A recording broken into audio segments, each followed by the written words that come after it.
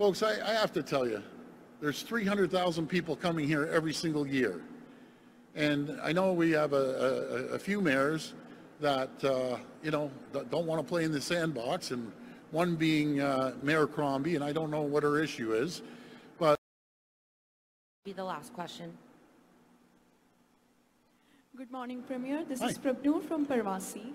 Hi. So what is the government policy for EV, and do you think by 2030 Ontario will have enough infrastructure to support a complete switch to electric vehicles?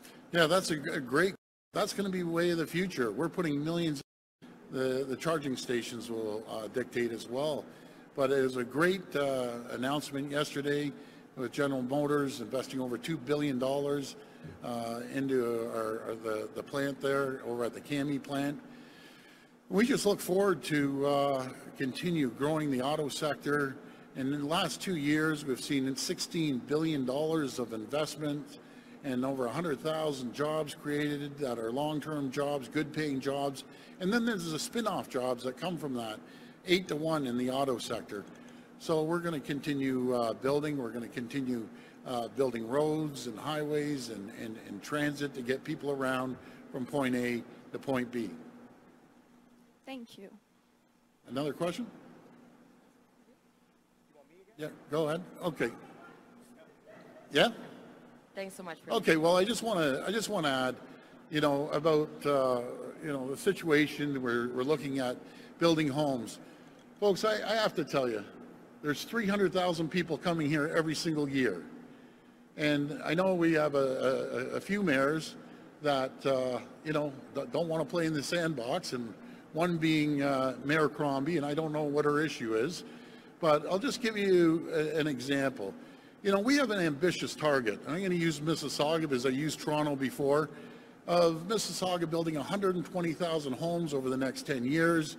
That's about 12,000 homes every year, and that's far from the city's current annual average of 2,100. And you can't, the definition of insanity is continue doing the exact same thing over and over again and expect a different result. And that's not going to work.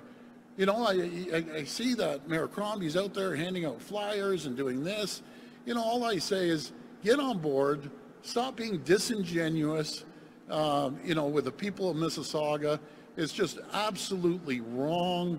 Mississauga has increased their fees on new home buyers by nearly 30% in the last 2 years alone. In fact, Mississauga adds, every single home that's built adds $126,000 to the price of that home. And that's tough on newcomers that are coming here and families that have kids that are growing up. They want to buy a home, or if your grandchildren want to buy a home. It's very simple. It's like economics 101, supply and demand. And when you have 300,000 people coming to our province, and we just sit back and a couple municipalities, Mississauga being one, saying, oh, we can't do that. We can't do this. Mississauga brings in more than $34 million each year in municipal taxes on home buyers. Each year they're spending about $25 million, or less than 75% of those funds.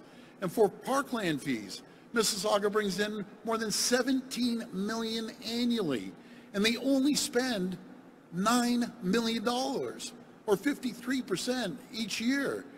And they're holding $271 million of those funds collected in reserves.